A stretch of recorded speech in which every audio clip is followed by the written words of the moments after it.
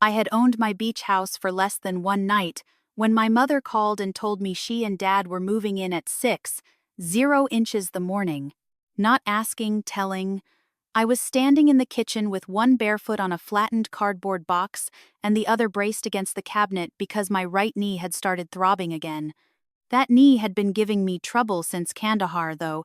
If you ask the army doctors, they'd say it was manageable with treatment. That was their favorite word for pain, manageable. The house still smelled like fresh paint, salt air, and old wood. I had bought it in Gulf Shores, Alabama, 3 blocks from the water. Small enough that I could clean it myself, big enough that I could breathe. Nothing fancy. 2 bedrooms, a screened porch, creaky pine floors, and a kitchen window that looked toward the dunes if you leaned just right. I was unpacking coffee mugs wrapped in newspaper when my phone buzzed on the counter. "Mom?" I almost didn't answer. It was 9:47 p.m., and I already knew late calls from my mother never meant, "How are you doing, sweetheart?" They meant somebody needed money, a ride, a favor, or forgiveness for something they had no intention of apologizing for. Still, old habits are stubborn, I picked up. "Hey, Mom." "Well, there she is," she said, using that bright little voice she saved for church ladies, and bad news. "How's the beach house?" I looked around at the half-unpacked boxes, my VA paperwork spread across the table, and the cheap bottle of sparkling cider I had bought to celebrate alone. "It's quiet," I said. "That's good. You need quiet." For 1 second, I let myself believe she meant it. Then she took a breath. "Your father and I talked it over and we gave our house to Brandy." I stopped moving. The newspaper around the mug crinkled in my hand. "You did what?" "We gave the house to your sister. She needs stability. You know how things have been with Troy, and those kids need a proper home." Brandy was 38 years old and had needed stability since she was old enough to crash a bicycle into a mailbox and blame the pavement. Troy was her husband. He had started 6 businesses, finished none, and somehow always had money for a new smoker, a fishing rod, or a truck accessory nobody asked about. I set the mug down carefully. "Okay," I said. "That's your decision." Mom laughed softly like I had misunderstood something simple. "Well, yes, but that means your father and I will be moving into your beach house tomorrow morning." For a moment, the room went flat and silent. Outside, I could hear the Gulf in the distance, steady and low. A loose shutter tapped once against the side of the house. My knee pulsed so hard I gripped the edge of the counter. "You're moving into my house." "Dana, don't start." That was her second favorite sentence. Her first was, "After all we've done for you." I looked at the stack of closing documents on my kitchen table. My name was on every line that mattered. Dana Whitaker, not Brandy, not Mom, not Dad, mine. "I didn't invite anyone to move in," I said. "You don't have to make everything sound so cold."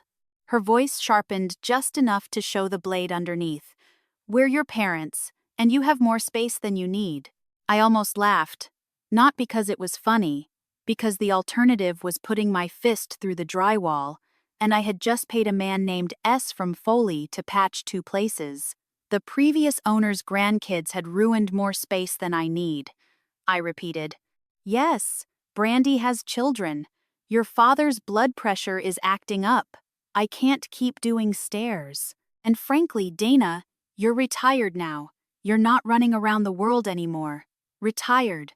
People said that word like it meant I had won a cruise. I was 43 years old with a back that locked up if I slept wrong, a knee that forecasted storms, and a medication organizer on my bathroom sink that made me feel 70 before breakfast. I had not retired into luxury. I had crawled toward peace. Mom kept talking. "We'll take the master bedroom. Obviously, your father needs the attached bathroom. Brandy said the kids could use the other room when they visit, and you can stay in the guest room." "The guest room?" I said. "In your situation, it makes sense. My situation." I had spent 21 years making hard places run smoothly, warehouses and dust storms, convoys delayed by broken axles, men twice my size losing their minds because the right part was in the wrong country. I could inventory a field, hospital half asleep, and find missing fuel records faster than most people could find their car keys.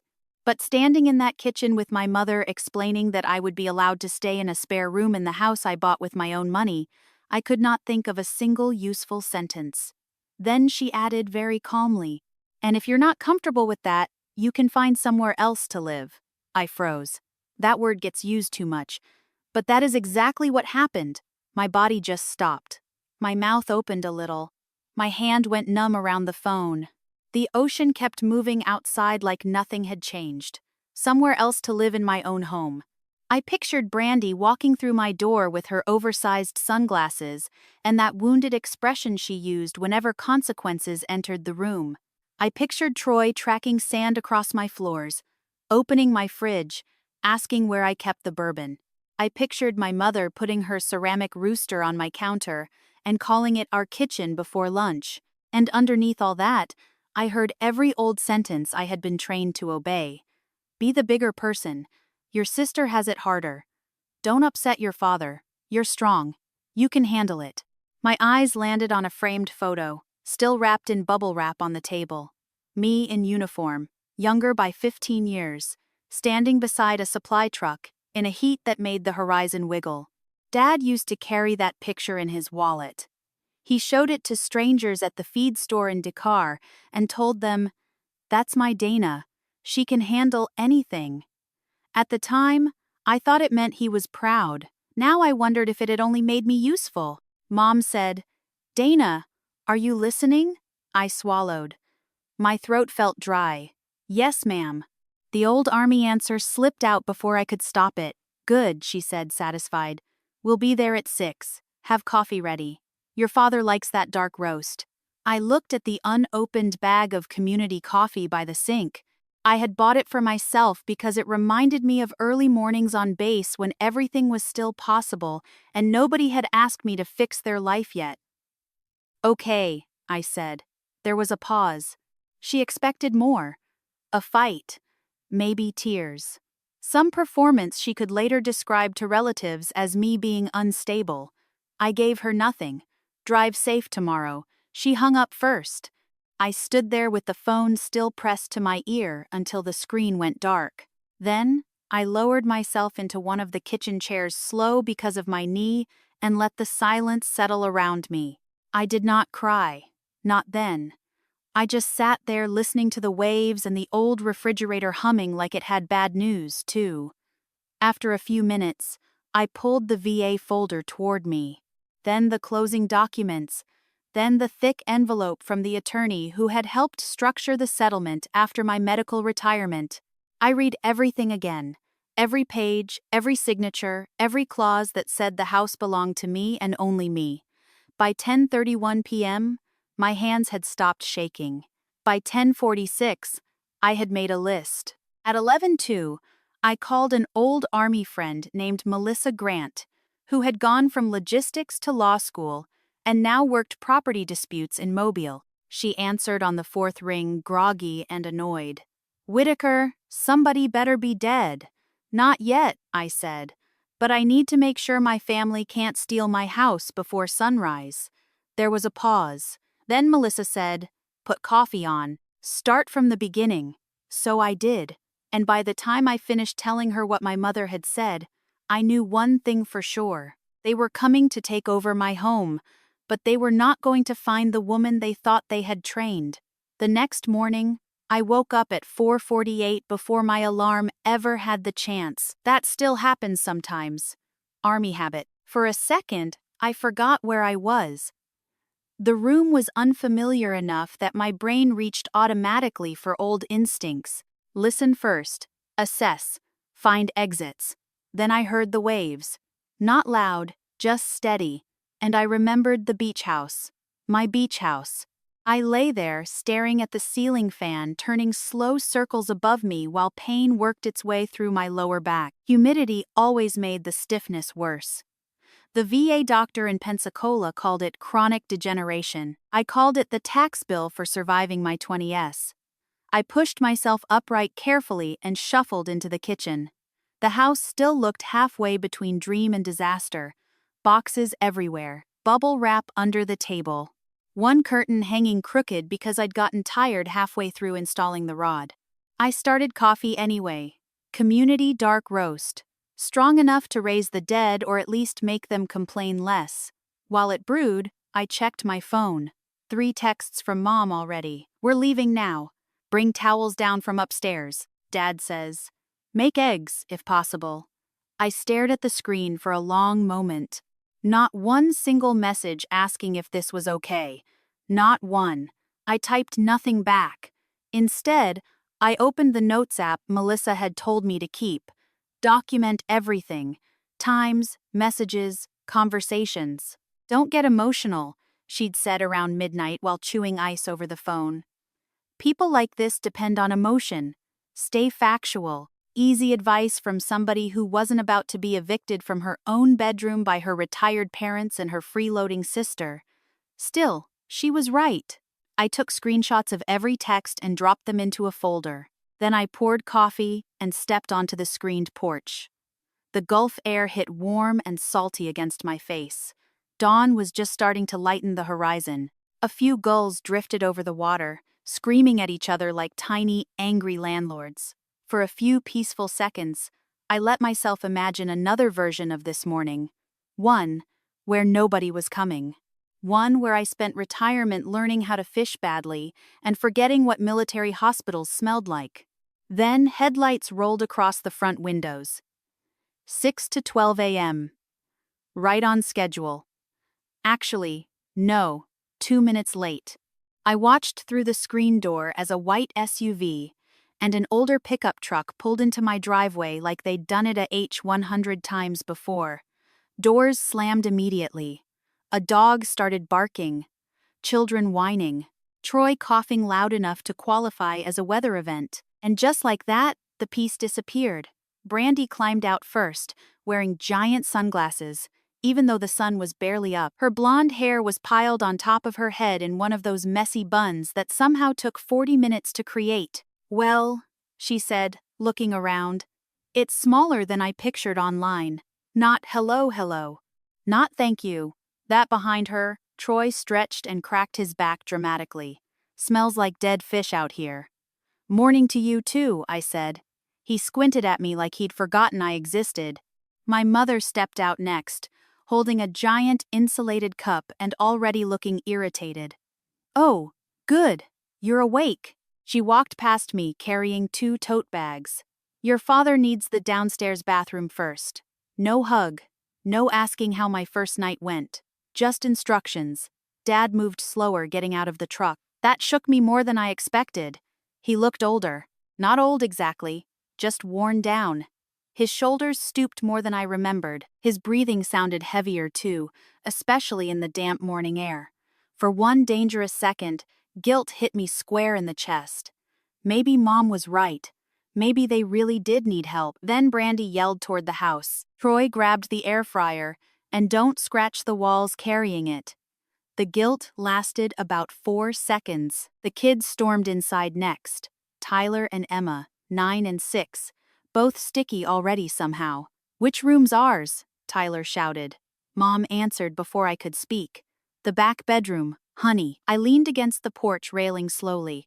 No, I said calmly. That room isn't available. Everybody stopped moving. Mom blinked at me. Excuse me. I said that room isn't available. Brandy laughed like I was joking.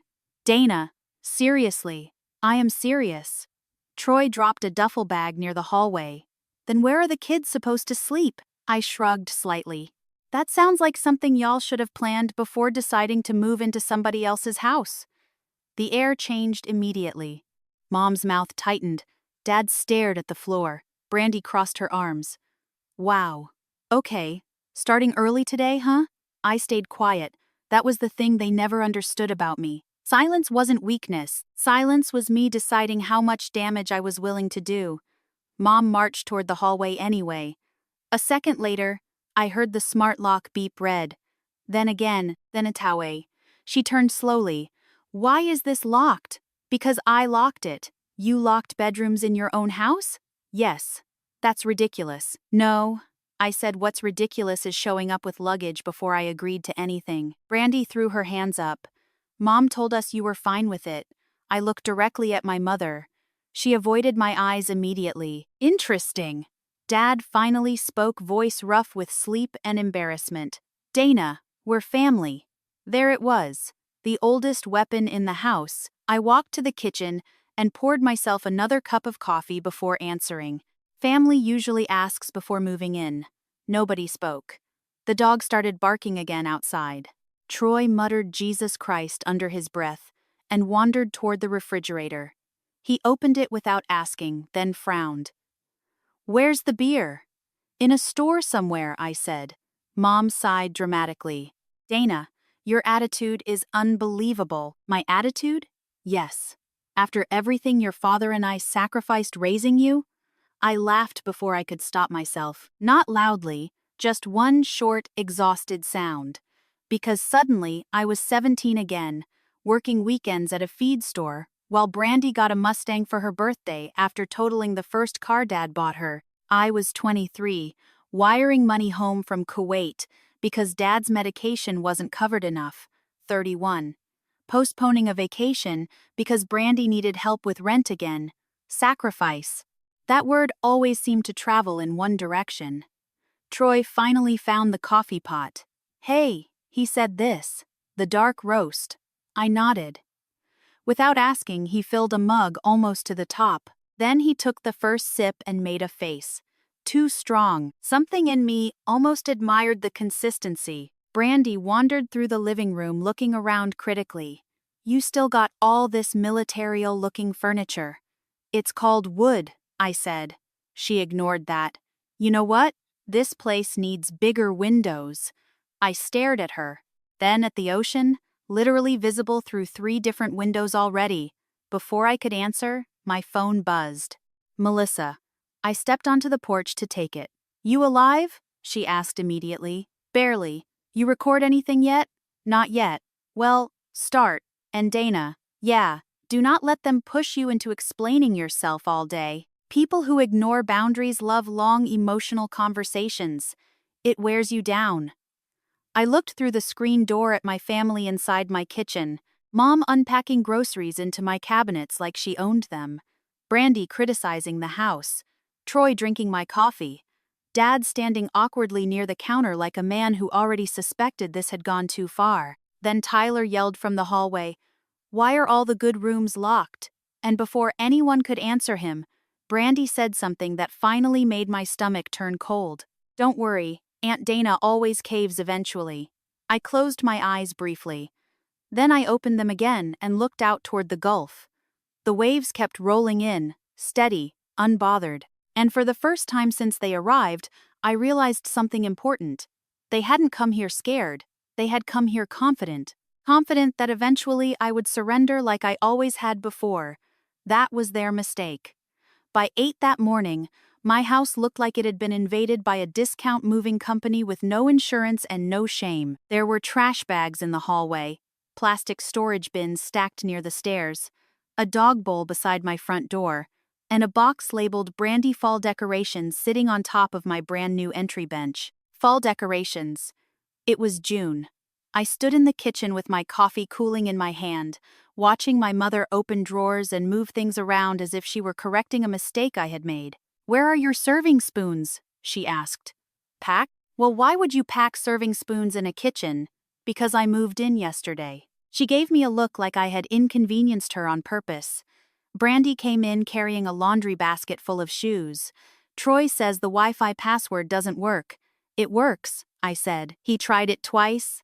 Then he typed it wrong twice." Brandy stared at me over her sunglasses, which she was still wearing indoors. "You know, you don't have to be hateful." I took a slow breath through my nose. That was another thing my family did. They could walk into your house, insult your choices, take your coffee, assign your rooms. And somehow the first person to object became the hateful one. "The password is on the fridge," I said. "It says Guest Network. That's the one available to guests." Mom shut a drawer too hard, Dana. I looked at her. "Don't start playing games." I almost smiled. I'm not playing. And I wasn't. Before they arrived, I had done what Melissa told me to do. I set up a guest network that couldn't access my security system, my office computer, or the smart locks. I changed the codes on the private rooms. I put a small camera on the porch, one in the entryway, and one facing the driveway. Nothing hidden, nothing illegal, just enough to remind myself that facts mattered. When feelings got messy, Troy came lumbering in wearing flip-flops and one of those sleeveless shirts men wear when they think shoulders count as a personality. "Hey, Dana," he said, scratching his beard. "Where's your liquor cabinet?" I stared at him. "It's 9.0 the morning. Not for drinking, just looking." That man had never just looked at anything in his life. "It's private," I said. He gave a low whistle. "Everything's private around here. That's usually how ownership works." Dad coughed into his fist. He had been quiet most of the morning, sitting at the kitchen table with his blood pressure cuff beside him. Seeing that cuff there bothered me. I remembered buying it for him 3 years earlier after Mom called crying because he'd had a dizzy spell at Walmart. I had ordered it from Amazon from a motel room outside Fort Bliss. He probably didn't remember that. Or maybe he did and preferred not to. "You got any aspirin?" he asked. "In the hall closet, top shelf." Mom immediately snapped. "He can't reach the top shelf, Dana." I set my mug down and got the bottle myself. Dad took it without meeting my eyes. "Thanks," he muttered.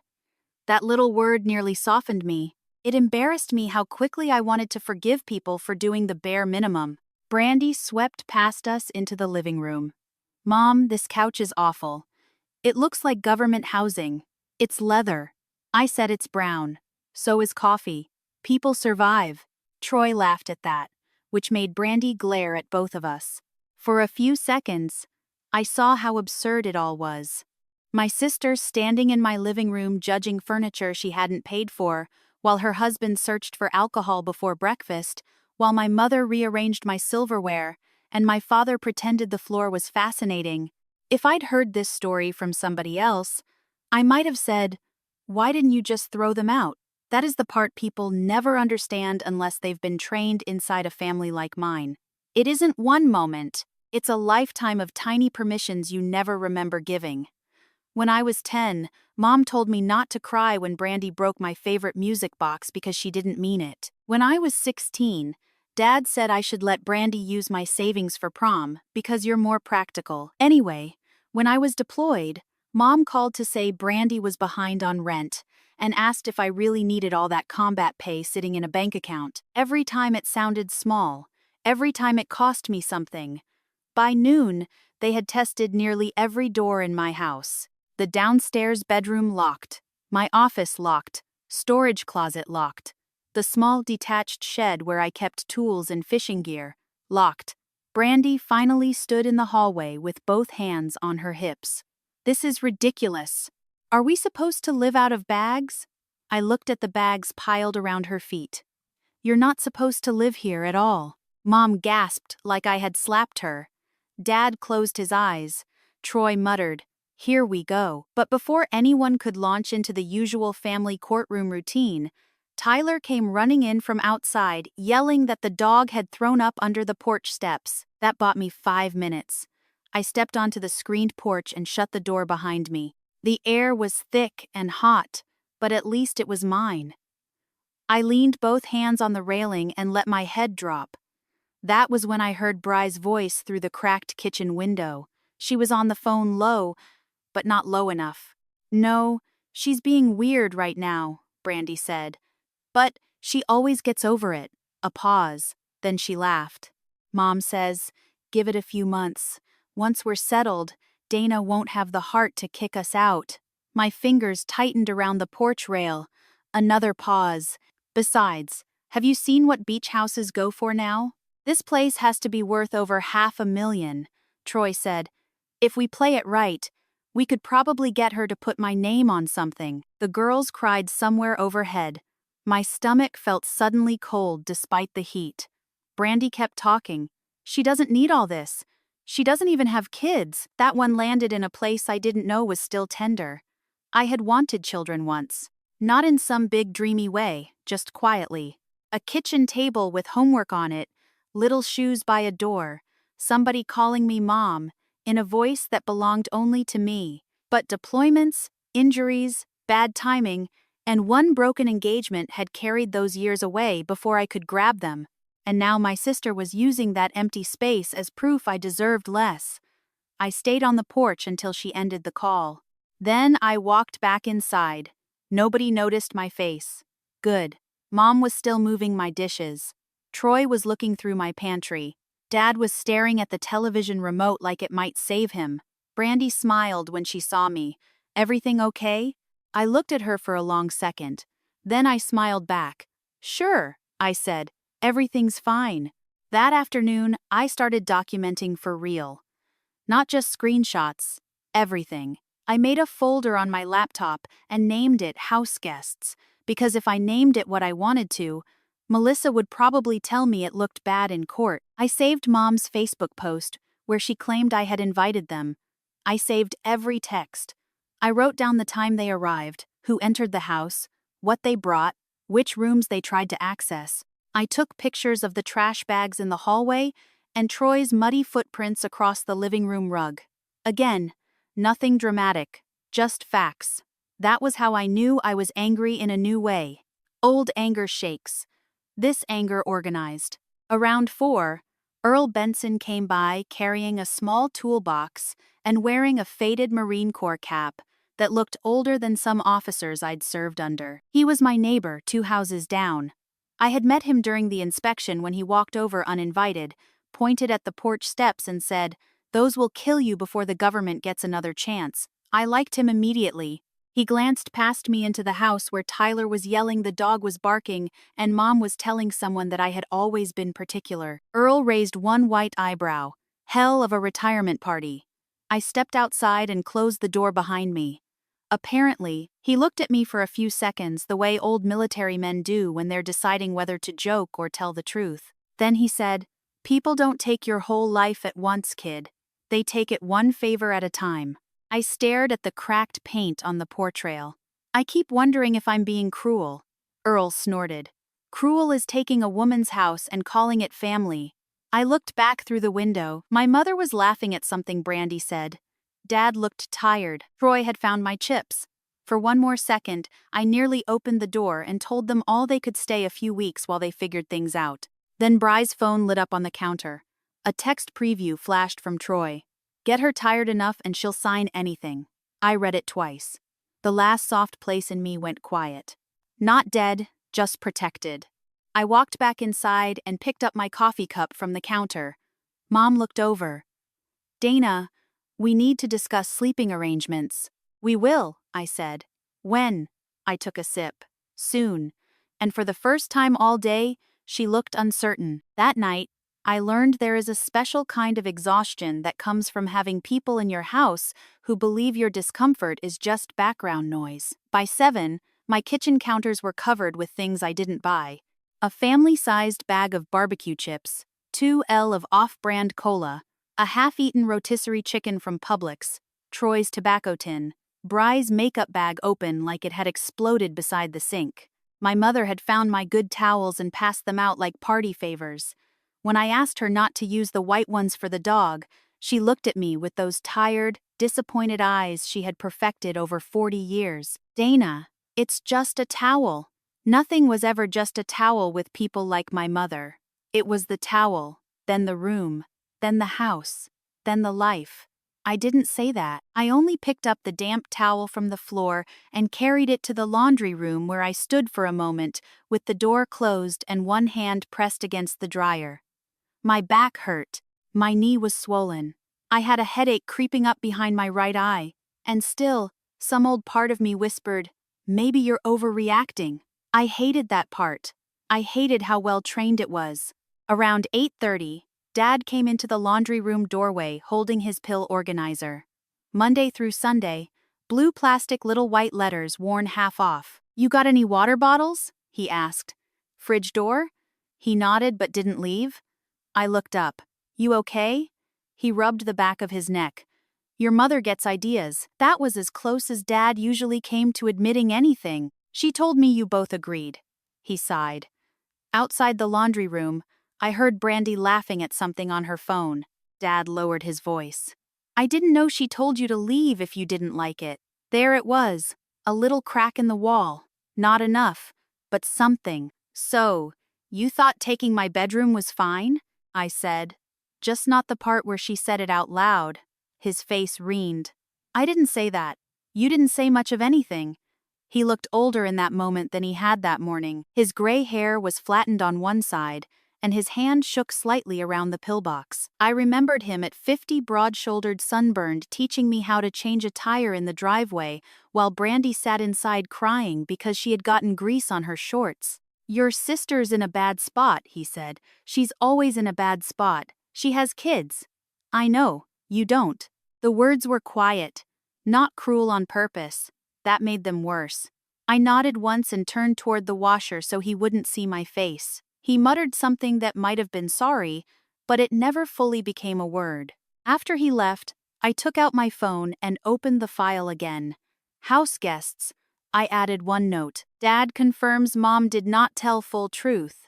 Still believes Bry's needs matter more because she has children. I stared at that line for a while.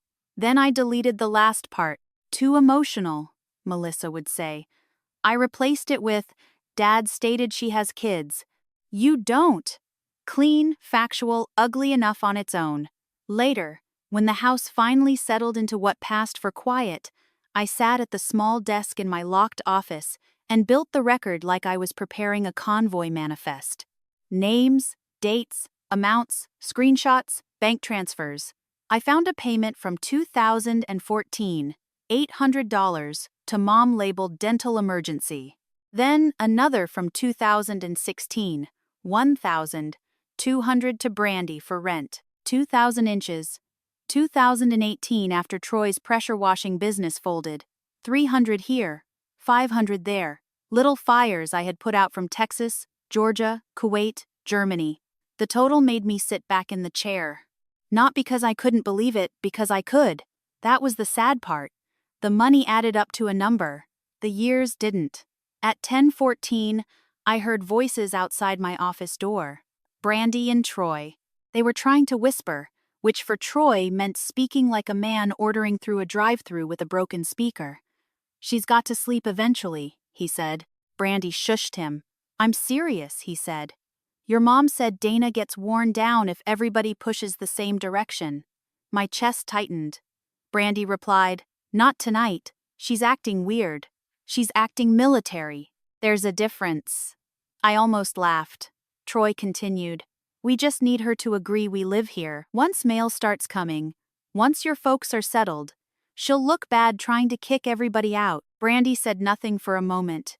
Then she said, Mom thinks if Dad cries, Dana will fold. I closed my eyes. There are moments when betrayal doesn't hit like a slap. Sometimes it walks in, quietly pulls up a chair and says, You knew. And I did. Part of me had always known. Still hurt. I turned on my phone recorder and placed it near the bottom of the door. Troy said, And later we talk ownership. Not tomorrow. Later, when she's tired. Bry's voice dropped lower. She doesn't need a whole house. There it was again.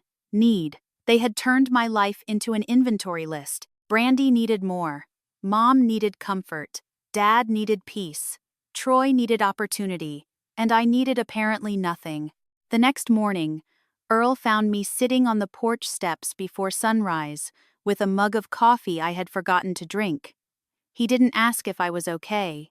Military people know better than to ask questions that insult everybody involved. He just sat beside me with a groan and looked out toward the pink line forming over the water. After a minute, he said, You ever notice how folks who call you selfish usually want something? I looked at him. You charge for porch therapy only if you cry. I snorted despite myself. He took off his marine cap, scratched his head, and put it back on. You got a plan? I've got evidence. That ain't the same thing. I know. He nodded slowly. Good. Evidence keeps you out of jail. A plan keeps you out of regret. That one stayed with me. Because revenge when you're angry is easy to imagine. You picture shouting, throwing suitcases into the driveway, telling everybody exactly what they are, But once the sun comes up, and your father is coughing in your kitchen, and your mother is complaining about her hip, and your nieces and nephews are asking for cereal, everything gets complicated again. They were wrong, no question. But they were also aging, frightened, messy, human. That made it harder. And maybe that was why they had gotten away with so much for so long. Around noon, Mom cornered me by the pantry. "Your father barely slept," she said. "I'm sorry to hear that. He needs stability." I waited. "So do I." Her face changed, just slightly, like I had spoken a foreign language. "You have always been so independent," she said. "No, I was made convenient." She blinked. I surprised myself with that one.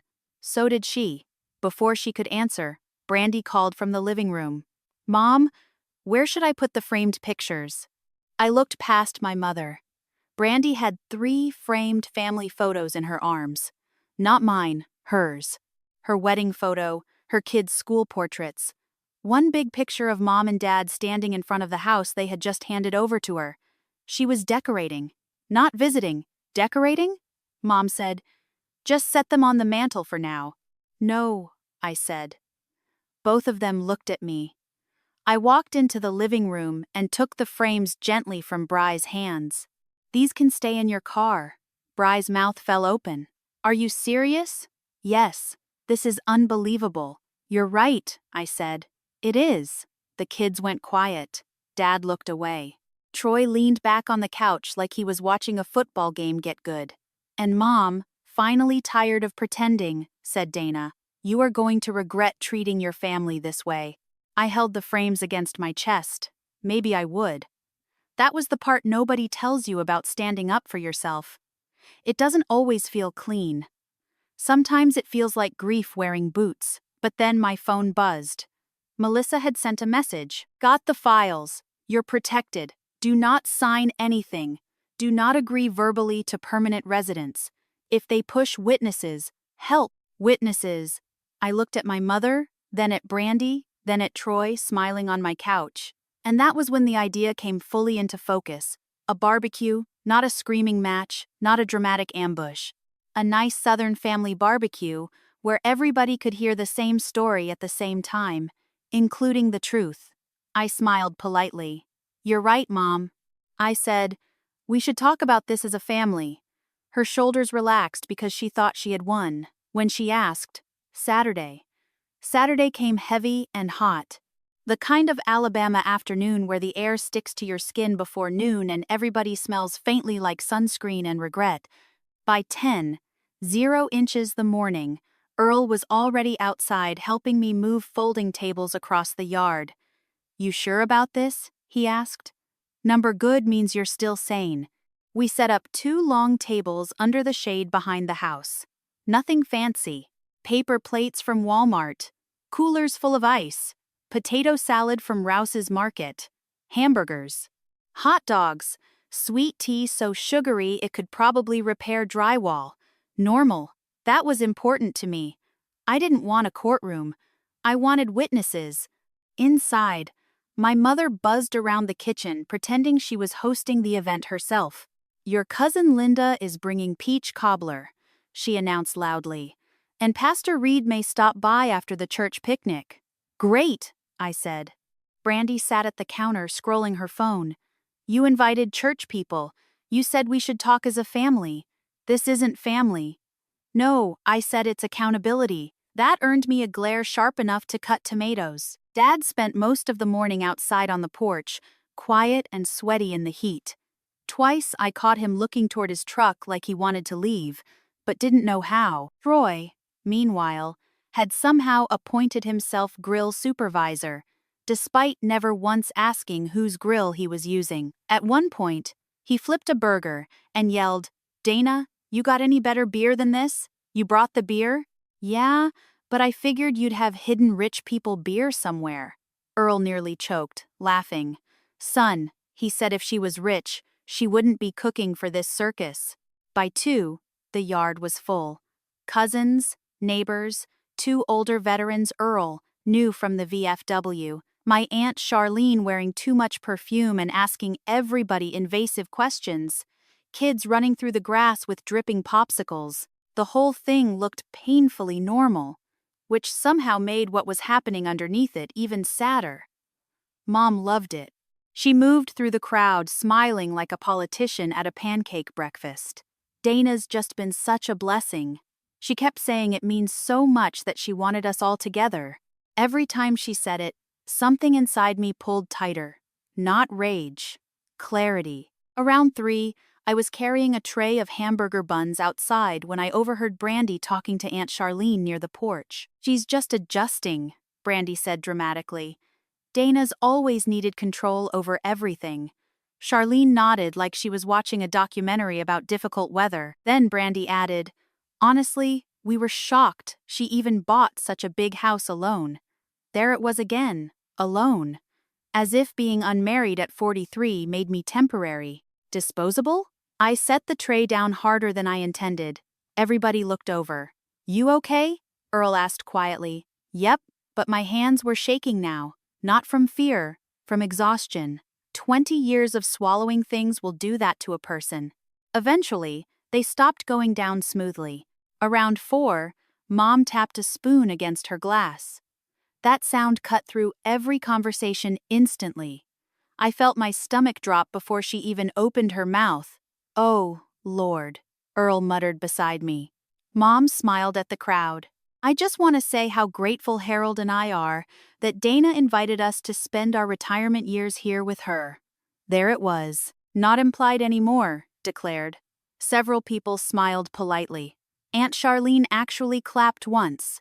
Mom continued, "After everything this family has been through, it's wonderful seeing my daughters finally pulling together." My daughters, like this, had been mutual, like I had agreed. I looked at Dad. He stared at the ground. Coward. Not cruel, not evil, just weak in all the places that mattered. Mom lifted her glass again. "And it means so much that Dana understands family should share blessings." That was the moment. Not dramatic, not explosive, just a quiet little snap inside my chest. I set my plate down carefully on the patio table and stood up. The whole yard slowly went still. Even the kids noticed. Mom's smile faltered slightly when she saw my face. I spoke calmly. That surprised some people later. They expected screaming. But logistics officers don't survive by panicking in public. "We need to clear something up," I said. Nobody moved. I looked around the yard slowly before continuing. "I did not invite my parents to move into this house." Mom blinked hard. "Dana." "No," I said quietly. "You've talked enough." That shut her mouth immediately. The silence afterward felt huge. I kept my voice level. "Last week, my parents gave their home to Brandy and Troy without discussing it with me. Then, Mom called and informed me they'd be moving into my house the next morning." A few people shifted uncomfortably. Brandy crossed her arms. "Oh my God, are you seriously doing this?" I ignored her. "I was told I could either sleep in the guest room or find somewhere else to live." Pastor Reed slowly lowered his sweet tea. Mom gave a strained laugh. "Now you're twisting things." "No," I said. "Actually, I wrote everything down because I knew eventually I'd start questioning my own memory." I reached into the folder beside my chair. Not thick, not dramatic, just organized, very military. I also documented the financial support I've given this family over the years. Brandy rolled her eyes. "Here we go." I looked directly at her. "Do you want me to stop?" That landed harder than yelling would have, because everybody there knew what that meant. Brandy looked away first. I opened the folder. 2014. $800 for dental surgery. 2016. $1,200 for overdue rent. 2018. 2,000 after Troy's pressure washing business failed. Troy muttered. Jesus Christ. I kept going. Medication payments for Dad while I was deployed. Utility bills, car repairs, school supplies. Nobody touched their food anymore. The yard had gone completely silent except for waves somewhere behind the houses. Mom finally snapped. "You make it sound like helping family is a crime." "No," I said softly. I'm saying helping became expected and eventually my life stopped belonging to me. Dad rubbed both hands over his face. Brandy suddenly stood up. You think you're better than everybody because you were in the army. That's not what this is about. Yes, it is. You always act like you sacrificed more than anyone else. I stared at her. Then I reached into the folder again and pulled out printed screenshots. Do you recognize these texts? Her face changed instantly. Small change, but enough. I handed copies to Aunt Charlene and Pastor Reed. Then another to Dad. Messages between Brandy and Troy. Just give it a few months. Dana always caves. We could probably get her to put my name on something. She doesn't need a whole house. Brandy lunged forward. You went through my phone. No, I said calmly. You said it out loud on my porch. Troy stood up too fast, knocking over his beer. This is insane. No, Earl said from his lawn chair. This is receipts. A few people laughed nervously. Mom looked genuinely panicked now. Dana, she whispered. You're embarrassing us. And there it was, not hurting us, not lying to us, embarrassing us. Dad suddenly spoke for the first time all afternoon quietly. We just figured you could handle it. The yard went still again. He looked directly at me now, eyes tired and wet around the edges. You always handled everything. That hurt more than the manipulation. Because I believed him, I took a breath. Being strong never meant I deserved less. Nobody spoke, not even Brandy. I reached down beside my chair and picked up a plain white envelope. Inside was information Melissa helped me prepare. 3 months paid toward a local rental, senior housing contacts, veteran assistance programs, phone numbers, resources, help, just not my home. I handed the envelope to Dad. You cannot live here, I said gently, but you won't be abandoned. Mom looked stunned. Brandy looked furious. Troy looked trapped. Dad looked ashamed. And suddenly, I realized something strange. I wasn't angry anymore, just tired. Troy grabbed his truck keys hard enough to rattle the table. This whole family's nuts. He stormed toward the driveway. A few seconds later, we heard a loud crunch outside. Everybody turned. Troy had backed directly into Earl's mailbox. The old Marine stared at the bent metal post for a long moment. Then he sighed and said, that mailbox served with more dignity than he ever did. Even Pastor Reed laughed at that, and for the first time in days, I did too. After Troy hit Earl's mailbox, the barbecue ended the way most family disasters end, not with one clean goodbye, with people whispering in corners, gathering purses, pretending they needed to check on something in the car. Aunt Charlene hugged my mother too long and avoided looking at me. Pastor Reed shook my hand and said, I'll be praying for all of you, which was Southern, for I have no idea what I just witnessed. But the Lord can sort it out. Brandy left without speaking to me.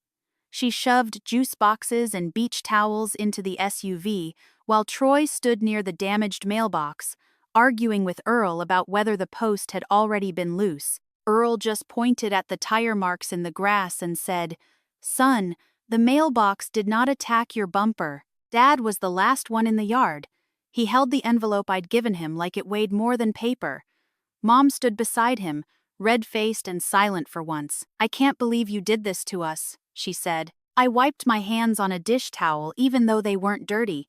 I didn't do this to you. She waited for more. I didn't give it to her. That was new for me. Dad looked at me, then at the house, then down at the envelope. We'll be out tonight, he said. His voice sounded smaller than I remembered. I nodded. You can take until morning if you need to, but after that the locks change. Mom made a wounded sound. Dad only said understood. They packed in near silence. That part was worse than the yelling. The loud version of my family was familiar. The quiet version felt like walking through a room after something had broken and nobody wanted to name it. By 8:40 p.m., the driveway was empty. The house was not peaceful. Not yet. There were paper plates sagging with melted ice cream on the counter, burger grease on the stove, dog hair near the couch, and one of Emma's plastic bracelets under the kitchen table. I stood in the middle of it all and waited for victory to arrive. It didn't. What came instead was a wave of sadness so heavy I had to sit down before my knee gave out. I cried then. Not pretty tears, not movie tears. The kind where your whole chest hurts because your body finally understands what your mind has been reporting for years. I cried for the house I almost lost before I had even slept in it twice. I cried for the little girl who learned too early that being easy to rely on made people lazy with her heart. I cried because part of me still wanted my mother to turn around, come back through the door, and say, "I'm sorry, honey. We were wrong." She didn't. The next morning, I called my VA therapist. Her name was Dr. Powell, and she had the kind of voice that made silence feel less embarrassing. I told her the short version first, then the longer one. When I finished, she said, "Do you feel safe in your home?" I looked around at the messy kitchen, the locked doors, the quiet hallway. "Yes," I said. Then I added, "I think that's what scares me." She didn't rush me. "Eventually," she said, "sometimes peace feels unfamiliar when chaos raised you." I wrote that down after we hung up, not because it was poetic, because it was true. The following weeks were strange. Some relatives called to say they were proud of me. Others sent texts that started with, "I understand your side, but," and I learned pretty quickly that everything after, but was usually nonsense wearing church shoes. Aunt Charlene left me a voicemail saying public humiliation was not Christian. I didn't call back. Mom called 11 times in the first 3 days. The first messages were angry, then tearful, then cold, then sweet. That was her cycle. I stopped answering every call. I answered one on Sundays if I had the energy, and I ended it the second she started rewriting history. Brandy sent one text, "Hope you're happy." I looked at it for a long time. Then, I deleted it. Not blocked, just deleted. There's a difference. Blocking would have been anger. Deleting was housekeeping. Troy eventually paid Earl for the mailbox, though Earl told me he was tempted to frame the bent one and hang it in his garage as a memorial to stupidity. "Could put a little plaque under it," he said one evening while we sat on my porch. "Here lies common sense." Hit by a Dodge Ram. I laughed so hard my side hurt. That became part of my healing too. Not the therapy kind, the porch kind. Coffee in the morning, a short walk when my knee allowed it. Physical therapy twice a week in Foley with a young therapist named Mason, who kept calling me ma'am until I told him one more ma'am would add 10 pounds to my leg press. I learned which grocery store had the best tomatoes. I learned the beach was almost empty at 6:15 a.m. I learned old pain gets louder when life gets quiet, but it also becomes easier to hear what else is there. About 3 months later, I got a letter from Dad. No return address, just his handwriting, shaky but recognizable. I opened it at the kitchen table, with my coffee going cold beside me. It wasn't long. He didn't blame Mom. He didn't defend Brandy. He didn't ask to move back in. He wrote, "Dana, we made you carry too much because you carried it well. That was wrong. I was proud of you, but I also used your strength as an excuse not to protect you. I am sorry." Inside the envelope was an old photo. Me at 26 inches uniform standing beside a supply truck with dust on my boots and my hair pulled tight under my cap. I remembered that day. I remembered sending him the picture. I didn't know he had kept it. For a while, I just sat there with my thumb pressed against the edge of the photo. Then I cried again, softer this time. I did not call him immediately. That might sound cold to some people. It wasn't. It was careful. An apology can be real and still not erase the need for distance. By Thanksgiving, the house finally felt like mine. Not because it was perfect. The porch still creaked. The upstairs window stuck when it rained. I still had boxes in the spare room because apparently unpacking after 40 is a moral test. But the air had changed. That year, I didn't chase the old family dinner. I hosted 6 people from a veteran support group instead. Earl came, of course. So did a Navy widow named Marlene, who brought green bean casserole and corrected everybody's grammar. A retired Air Force mechanic named Joe carved the turkey like he was defusing a bomb. We ate on paper plates because I had learned peace did not require matching china. At one point, I looked around my table and felt something loosen in me. Nobody there demanded a key. Nobody rearranged my kitchen. Nobody told me I had too much. After dinner, I stepped onto the porch with a cup of coffee and watched the Gulf turn silver under the evening light. Earl came out beside me. "You all right, kid?" I thought about lying out of habit, then I didn't. "I'm getting there," he nodded. "That's usually the best anybody does," and he was right. I didn't get a perfect ending. My mother still believed she was the victim some days. Bry's marriage started cracking under the same weight everybody else had carried for her. Dad and I talked sometimes carefully, like two people walking across old floorboards, but I woke up every morning in my own house. That mattered. The real revenge was not the barbecue or the folder or watching Troy explain a mailbox accident to a retired Marine. The real revenge was peace, the kind I no longer had to ask permission to keep. If you have always been the one everybody leans on, I hope you remember this: love does not require you to disappear. You are allowed to have a door, a lock, and a life that belongs to you, and you are allowed to protect it,